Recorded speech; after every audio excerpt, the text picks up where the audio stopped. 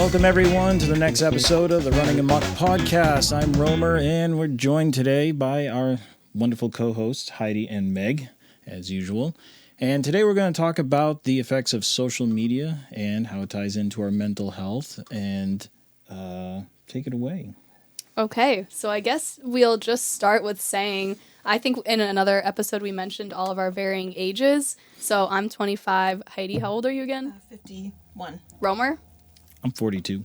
Okay, so yeah, varying ages, and I think in regards to the way that we live our lives, which is relatively active, and the active lifestyle that we're following, I think it's really interesting the way social media can impact us. Just because what we're consuming, maybe it affects how we feel just like everyone else, but a lot of the content that we're probably consuming could be like health and wellness based, which a lot of the times is displayed inappropriately or by people who don't know what they're doing, and then we're watching it. So I think today what we're just mainly going to talk about is the ways that this affects us, and then next podcast will be more about the mental health and running specifically, but today social media into the running mental health world.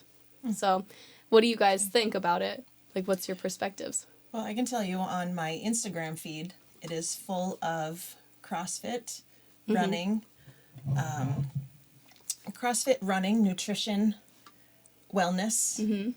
It is an overload. A little bit of business in there because I have my own personal training business. So how to make more money. I'll teach you how to do this if you do that. And it's, it can be overwhelming, definitely. What about you, Rome? Yeah. I just see a lot of false advice on social media. Like, what do you mean? Just people with their own point of view that they think is real and valid and might be to them, but then they pass it off as like professional advice. In like what aspect? The health and wellness aspect, or the money aspect, or just everything? Just everything. And of course is the ultimate social media problem where you usually only show your best self, and then you end up comparing yourself to everybody else's best self. Yes. Which constantly degrades your own self-worth and erodes your happiness. Yeah. Because you are constantly comparing yourself to the fictitious view or the fictitious life that everybody else is putting out there. Like, oh, I want to do that. I want to do that. But that's like very small, like 1% of their entire life. And they're still dealing with the same stuff that we are. But nobody puts that on there. Why would you? So it gives you a very unrealistic expectation of life. Yeah. Yeah. And I think it's hard for people if they can't pick and choose or differentiate what is real and what is not real or what applies to you. Yeah. I know you can watch a documentary and go full force in there, but that information that you just received may not be good for you. I can use nutrition as an example. Some people thrive on keto, and some people have a hard time digesting fats. So keto would not be good for them. But if someone came up to them and said, this is the way. Or if they followed an influencer that was so set on this specific diet, then they start doing it and they don't feel that good on it. They're still going to be like, well, she says that's the right way and that's my idol, so I'm going to do what she does. Yep. I think that's where CrossFit and running get a bad name, too. Yeah. Because you'll see ultra-marathoners running. Like, oh, I can do that. Yeah. Little did you know that they've been doing that for 15 years, building it up, working at that for years and years, and they don't talk about their injuries and their ailments. And so people are like, oh, I'll go do an ultra-marathon. Yeah. I think another really interesting aspect of social media is staying in touch or staying out of touch with specific people that have come into your life before.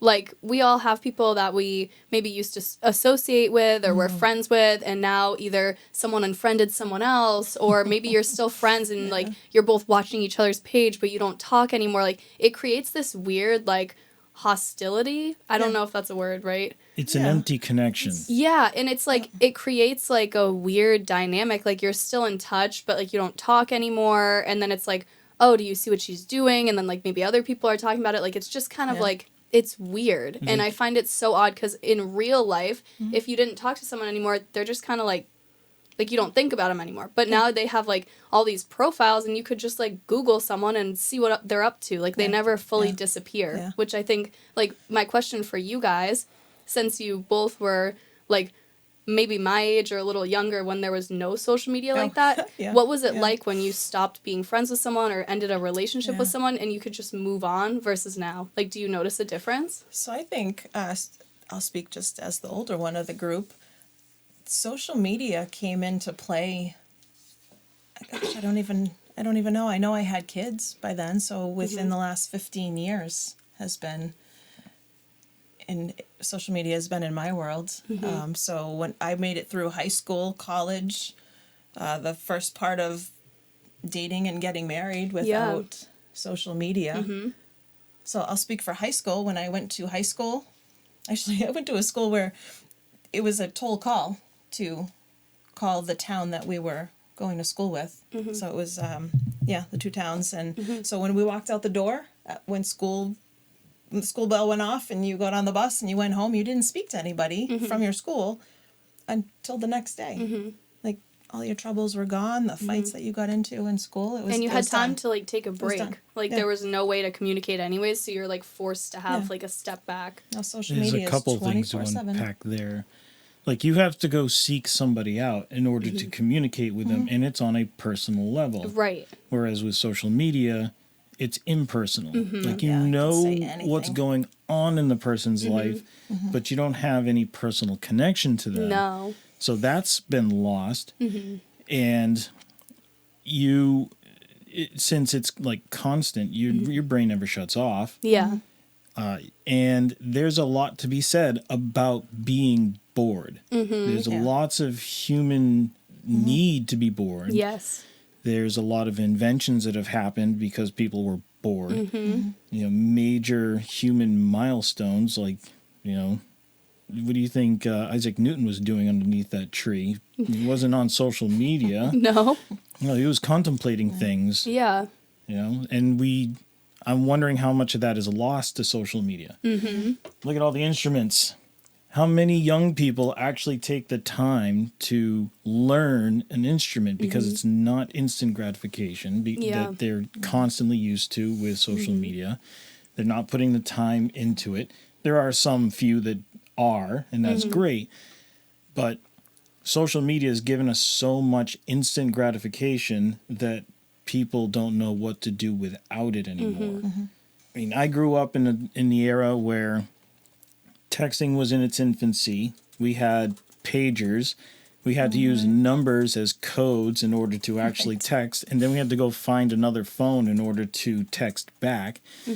It was an interesting time that we imagined having what we have now. Yeah. Like being able to call somebody at any time, thinking that would be the greatest thing, and having this instant communication, but I'm not so sure as if it was worth the cost. Yeah. And I think another interesting question now is, do you guys think that running is something that we're able to use to bring us back? Because social media is constant. When you're running, you're like out there. It's kind of like playing an instrument. Like, you're out there, you're in another world. And like, this is where the social media part kind of ties back to like the running and the healthy lifestyles that we live, is like, we can use it, but then we leave to go on a run and it's kind of all gone. Like, we're not pulling out our phone and looking at Instagram during a run. I mean, maybe some people do, but I feel like that'd be kind of difficult to like run and We might scroll. be coming up with Instagram content. Yeah, on a run. maybe you're filming a couple things here and there, but no, I think that's an interesting thing for running too. It kind of clears the mind at the same time as giving you a forced break. It's like meditation in movement. Yeah, for me it is.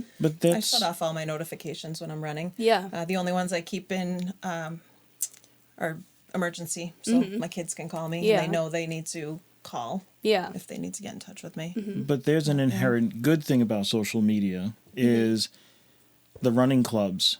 They couldn't exist in the capacity that they do now That's so true. without social media. Right. Yeah, like we can just post online in our running groups on Facebook. We have like a couple of them, like, oh, running 5 miles at 6 a.m. Anyone want to join? Like, it's easier than a text message. It's easier than calling up everyone individually Yeah. or like setting a set time every week. Like, you just post it and there you go. People show Maybe you up, have yeah. people show up. Yeah.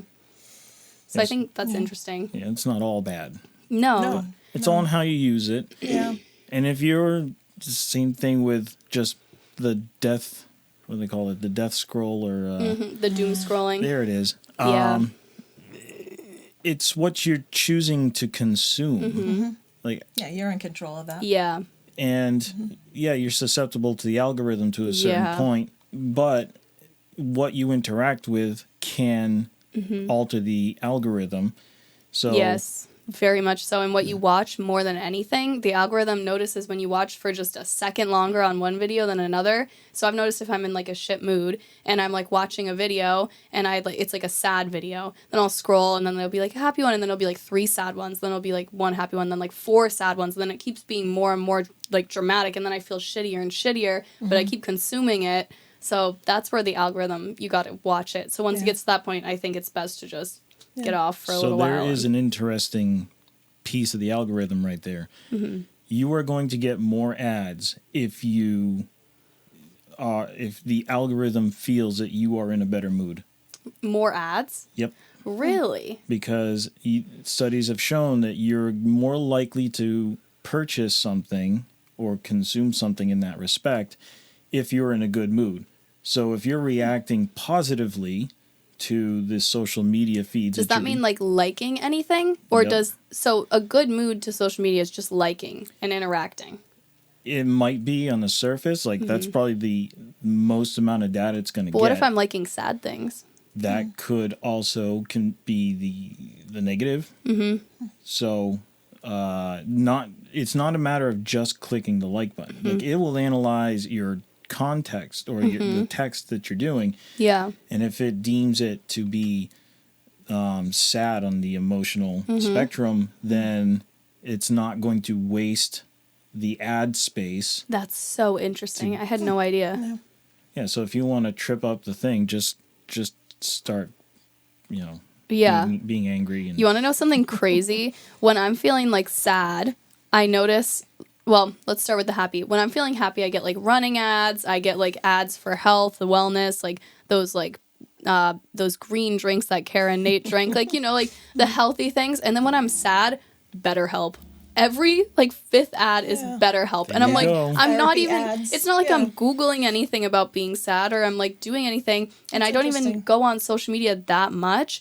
But like, yeah, it's like BetterHelp, like therapy, and I'm like, what the heck? Am I really that sad? And then it makes me feel shittier because I'm like, why am I getting these ads? And then I like start to be feeling better again. Then they're like back to the healthy wellness, working out, like Rogue Fitness or whatever that is. Like, yeah, really weird. Interesting. Yeah. So social media is odd. I think another interesting thing is that, at least for Heidi and I, we run businesses off social media. And for me, I have like a large international audience, and the comments they used to be difficult for me to navigate. Now I'm like pretty good about it. But I've noticed with my personal YouTube, which recently monetized, it was cool and everything, but every comment was pretty mean. Like, I wouldn't say probably like 85% were like pretty nasty. and quite ignorant. Yeah. They were very blind to like, they didn't watch the whole video clearly. They didn't listen to the whole thing. They watched it through a very narrow scope of comprehension. Yeah. And that was like hard for me to take because I'm a people pleaser. So having like people not attack me on like my business page, but on my personal like YouTube where I like talk about myself a bit more, like it was really sad. Like it made me upset for a little while, but now I'm like, whatever. Like it made me a little bit of money, so it's fine. But it's still like, I don't know. I think that's tricky. Yeah, like getting judged on social media. Yeah. I think that's where your own self-control has to come in and be like, put this away. Just put it Don't down, read walk them. away. Yeah, it's hard. Yeah. It's hard. Don't take keyboard warriors to heart. Yeah. They probably wouldn't even say that to your face. And then, like, if they did and you discussed it, they'd be like, oh, okay, I see your point. Like, And what they're saying is deep down a reflection of who they are personally. So if they're spewing anger at you, it's because they're most likely angry at themselves in some way related to what you've presented to them. Yeah.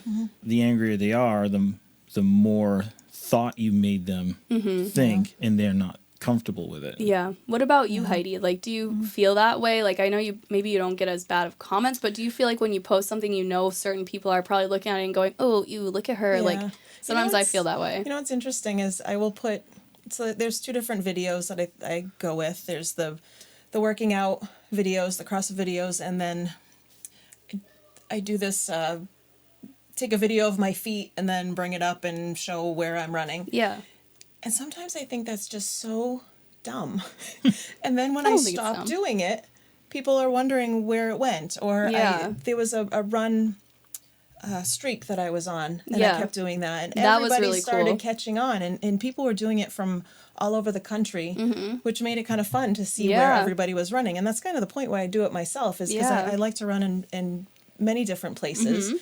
And I show that where my running takes me. Yeah. So I'll stop doing something, and then people question where it is. Yeah. So another example is I do a fitness class with elders, older people. CrossFit legends. CrossFit legends. I love They're that. in their 70s, and when I don't do a reel of them working out, people ask for it. Yeah. So it's a balance. Yeah, You know, I feel it's like positive, I'm though. inundating. Yeah. Yeah, and that's why I put it out there, is that I want, for me, I want people to see what exercise can bring you. Yeah. And what it is possible to do. But yeah, you do get the flip side of, well, I can't do that. And, Yeah. you know, look at you. You're so awesome. It must be nice. Oh Well, my I've God, been doing I this. hate You know what? that It one. is nice. So it is Yeah. nice. It's a After freedom for putting me. all the effort into it, it is nice. Yeah.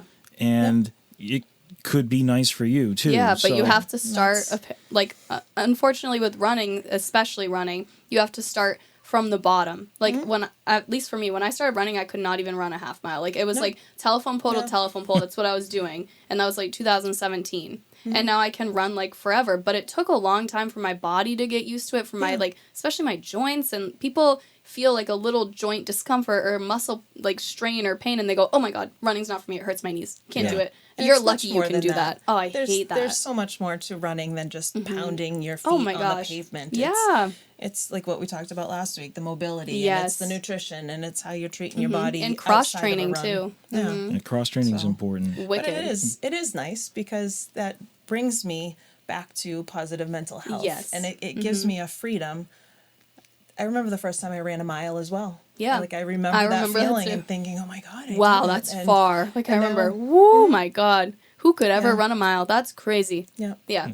That was It a is. really cool feeling. First time I went for a run was right out here, and I ran as far as I could, as fast as I could. Wow. Not knowing anything. Full speed. Yeah, and I made it a phone pole, Yeah. and then I wanted to like just lay down As in the anyone middle of would. the street and just rest. But I cooled off a little bit and then did it again, and I just kept doing that, not knowing any better.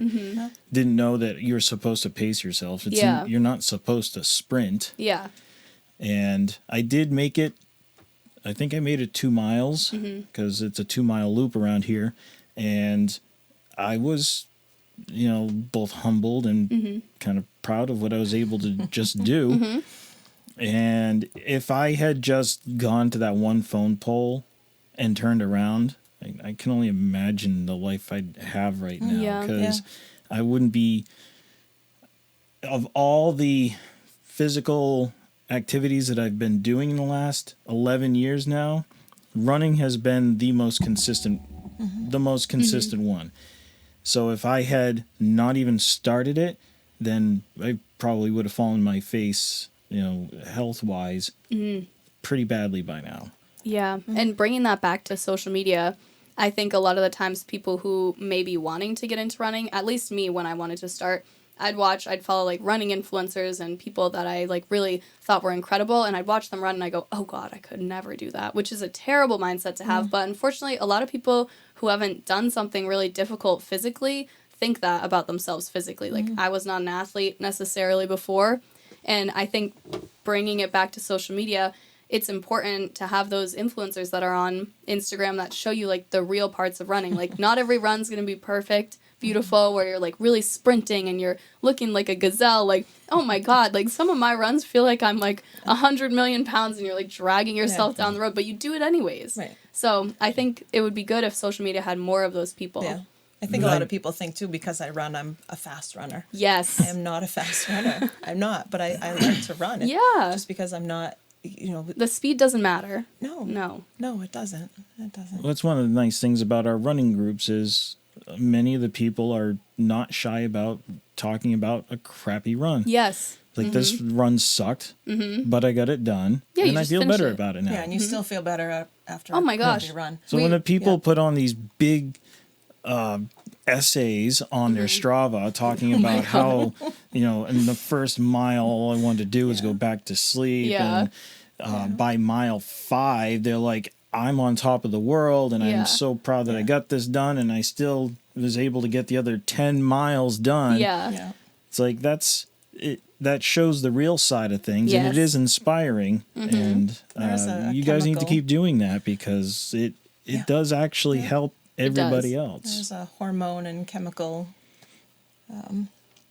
thing going on inside your body, for the lack of a better term. That can be that can be another. Very specific. Yes, that can be another podcast. Yeah. But it's like, I think running in regards to social media, like Roemer was saying, it's important to have those people that bring the realistic part of it.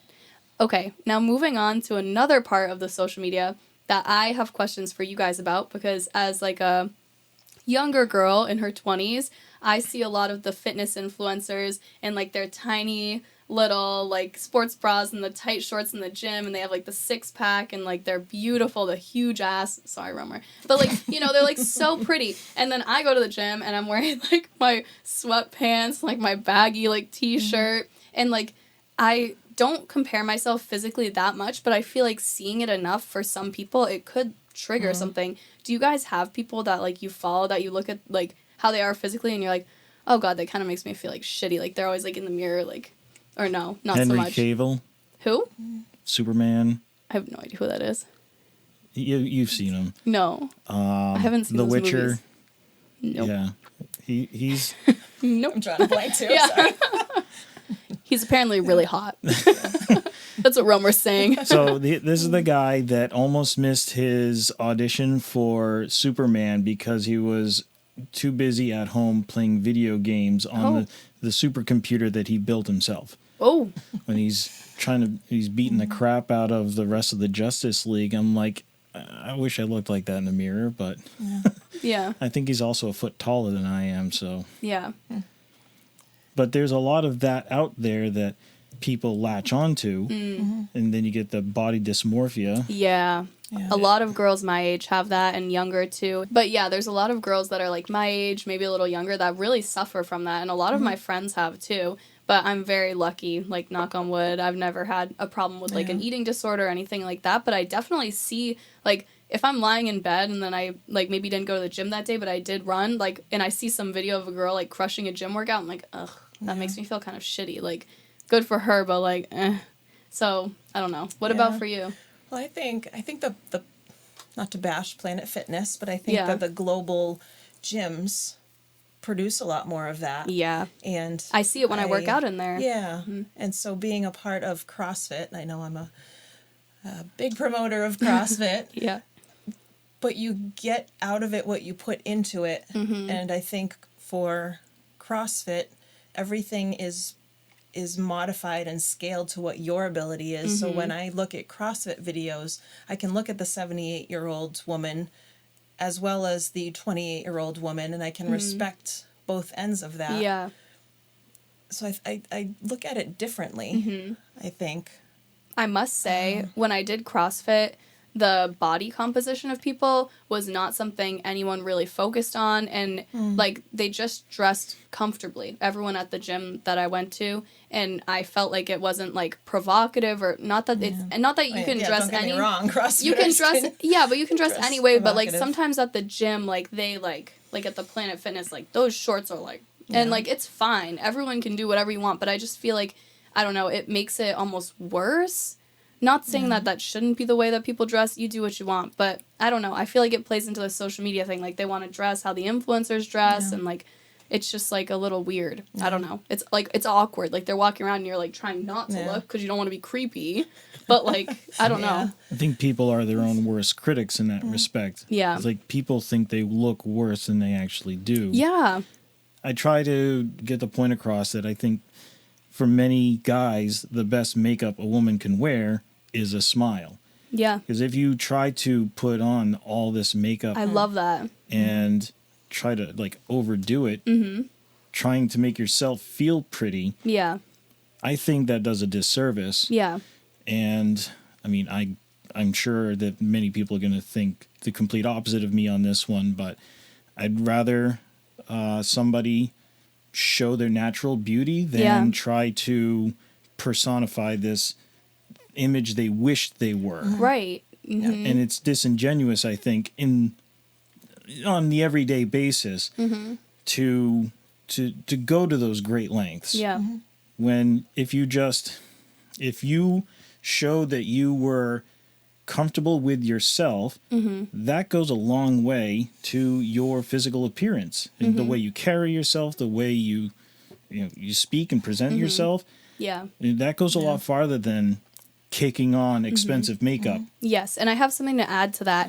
I think that a lot of the reason people do that, of course, there's people who just love makeup, and that is really cool. I've always wanted to know how to like actually do makeup. I never learned, so I think that's a cool thing to know how to do, and like every now and then get dressed up like that. That's cool. But I think something interesting is that educating yourself can make yourself feel so empowered too, like reading a book that's really going to change your life, or maybe learning a new language, or furthering your education. Like, it gives you an empowerment that maybe would make someone feel more confident about themselves without doing anything physical, like not even like working out or anything, just like doing something to make yourself feel more confident, not even physical. But of course, running and working out definitely helps me with my ability to feel confident physically and mentally. But yeah, I think education too is important, which social media does provide in some ways. But there's some guys that are afraid of smart women. Oh my God, I've encountered that a little bit. And you know what? That is perfectly fine. Everybody wants to, everybody's attracted to certain features and personality traits and whatever. I don't find that to be the case for me. I'd rather, have a conversation or, a relationship with a woman that's smarter than me. And so that's why I married Marianne. She's a lot smarter than I am. She's very smart. I don't know. She's Shout out Marianne. Yeah, she'll be listening to this later and like, yeah. She's like, good one, Roemer. Yeah. So.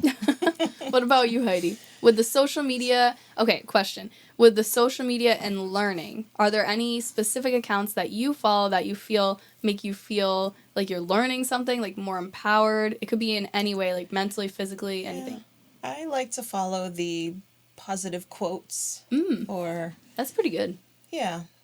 Quotes. I guess that's where that wellness part of my algorithm comes in. Yeah. But there might be an affirmation of the day that I'll scroll across. Oh, yeah, you get the thing on your phone. We were talking about that app last time. Yeah. But there's other things of just, phrases, quotes from people. Yeah. What about you, Rome, besides Spider-Man?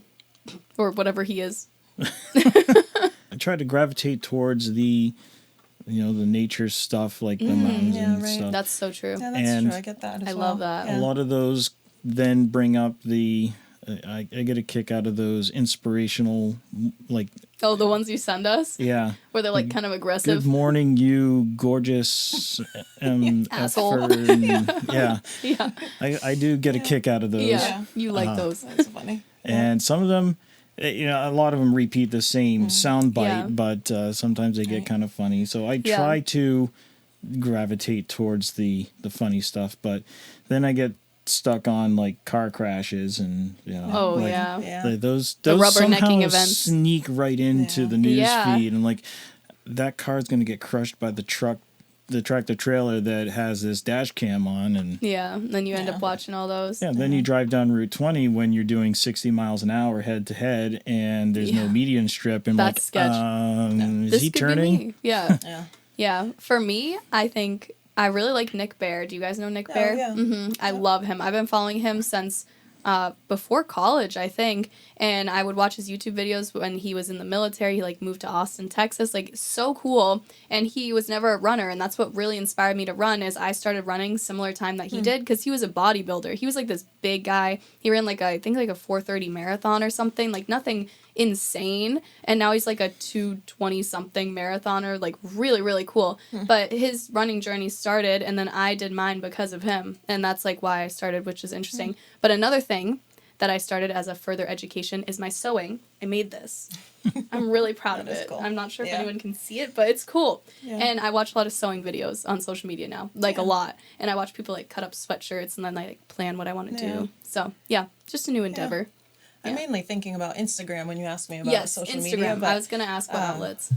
The Facebook is very informative. Like I use that more as my marketing tool when it comes to the Phoenix program. Yeah. Which is a group of sober active individuals.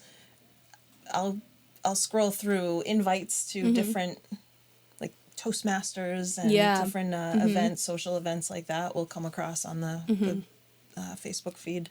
Yeah, mine's definitely Instagram that I use. Yours is Instagram, a little Facebook. I prefer Instagram. What about you? Stay away from Facebook because it's chatty. Yeah. Facebook can be very chatty. Well, I tend to gravitate towards Facebook. Old. I'm actually rather new to Instagram. Oh, interesting. So only the last year or What about TikTok? You guys do TikTok? I don't do TikTok. I don't either. No, yeah. I think what I have is enough. Yeah, that's plenty. There's enough TikTok stuff on the other platforms. What about Snapchat? You guys do Snapchat? I used to. I don't. I don't either. I haven't been on mine in a few years. Yeah. No Snapchat. No Snapchat. Nope. YouTube. I do a lot of YouTube. Yeah. I'm on LinkedIn. There you go. I'm on LinkedIn. Yeah, I like LinkedIn. Yeah. I'll scroll through that. Yeah. I like every other day. Yeah. I'd have to say that YouTube might actually trump Facebook as far as. Oh my God! Of course, I love YouTube. Yeah, because you get to really choose who you follow, who you subscribe to. So we got all these traveling channels. Yeah. Rome and I watch like the same stuff, like Kara, Nate, Eamon and Beck. Oh, I haven't watched them in a while. But Eva Zubek, love her. Yeah, she's traveling to the Arctic right now. Eamon and Beck just had a kid, and I think they're focusing on that right now. They haven't put really anything out. Yeah, I haven't seen much lately. Kara and Nate took a break recently, and now they're coming back. And, they are the best. I really love Kara and Nate. Yeah. They definitely are inspiring. Okay, now to wrap it up, what are a few things you think people could do to make their social media experience a bit more positive overall? Like, in regard, like we already know, you can kind of monitor what accounts like are showing up on your feed, watch your algorithm, but like specific things. Like for me, I would say a big one that I've noticed is I unfollowed everything that wasn't positively affecting me. Like I follow maybe 100 people now on my Instagram. Not many, but it's all people that I'm either close with or positively affect me. Everyone else that I didn't talk to, wasn't close with, goodbye. Yeah. Like they're on my Facebook, that's fine. But like Instagram, because that's so like algorithm driven, I was like, I'm getting rid of any of this that makes me feel shitty. What about you guys? Yeah, I'm in control of my feed and who I see, so I'll delete things that don't hold any purpose. Yeah. And just putting it away. Yeah. You know, sometimes I can get sucked in. I know I can, and I just need to just put the phone down, walk away. If it's important, it'll come to me. Yeah. You know. Spend less time on it. Because it's designed to suck you in. Yeah.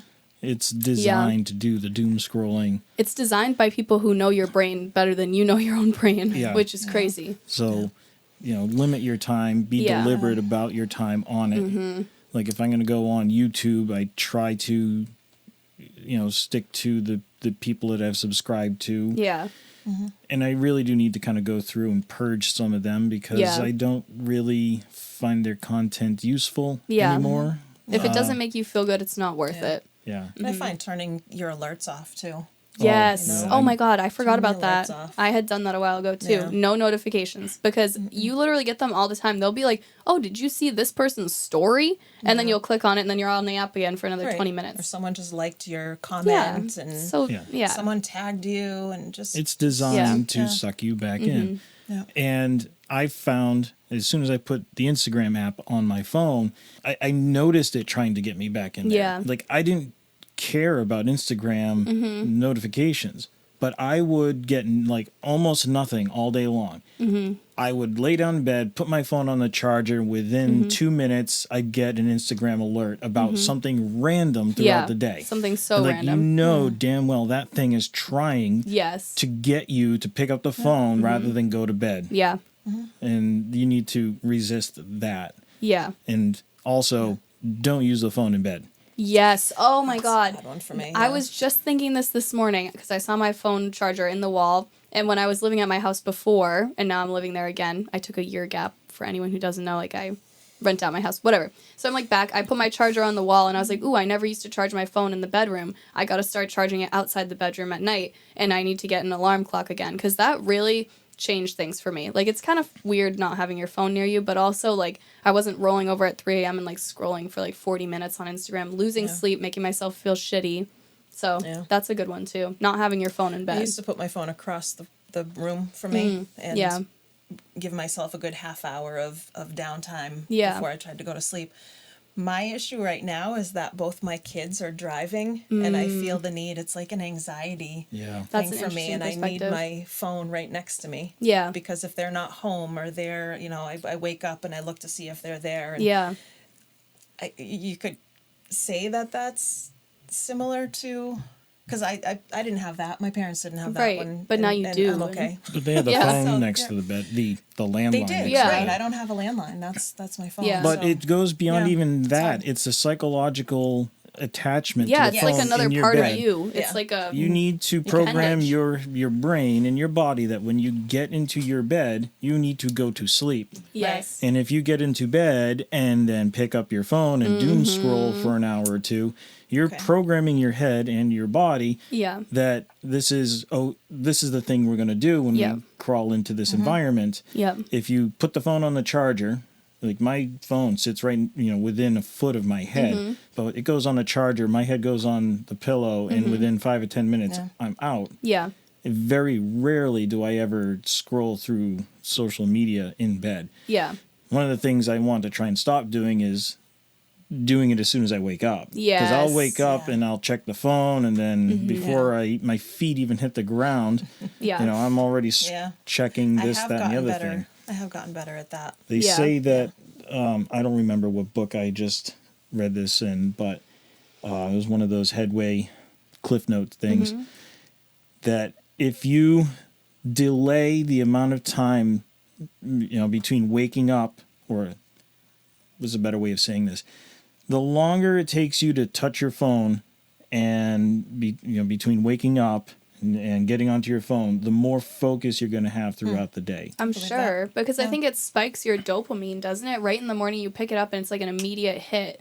So like it's like waking up and like if you smoke a lot of weed, like you immediately like smoke a joint. Like it's like it just gives you like addiction. that satisfaction. Like if you just hold off a little longer, it's probably And a it bit better. creates brain fog. Yeah. Oh, I can feel that for sure. Yeah. So a lot of people they're checking the lives of everybody else in Except their newsfeed themselves. before they Yeah, even except look at what's right. themselves in the mirror. Yeah. Yes, that's what's right in crazy. front of them. Like, think about what Roemer just said. You're looking at everyone else's life before you even look at yourself in a mirror in the morning. That's fucked up. Like, it really is. That's Yeah. terrible. And, like, everyone's living their lives like that now. That's just crazy to me. But, anyways, I think we should probably start to wrap this up, Yeah. perhaps. So, I guess the takeaways for this is just with social media, be mindful of what you're consuming, maybe turn off the notifications, be mindful of how long you're spending on it every day, and make sure the people that you're following are people that are beneficial for you. Be Yes. deliberate about your social media use. When. It's not all bad. One of the reasons that I haven't completely gotten rid of Facebook from time to time is because the link to the running groups. Right. And if I didn't have that link to the running groups, I'd lose the running groups altogether. Yeah. Wouldn't be able to organize. And so if that is your purpose for Facebook, go on Facebook to do that. And then shut it off. Yes. Don't get sucked into scrolling. Yeah. So Definitely. Okay, that's my goal for this week. Yeah. Get better at that. Be more mindful of it. Mindful. No doomsday scrolling. No doomsday scrolling. All right. Who's Okay. doing the outro here? Roemer? Yes. I am. Yeah. All right. So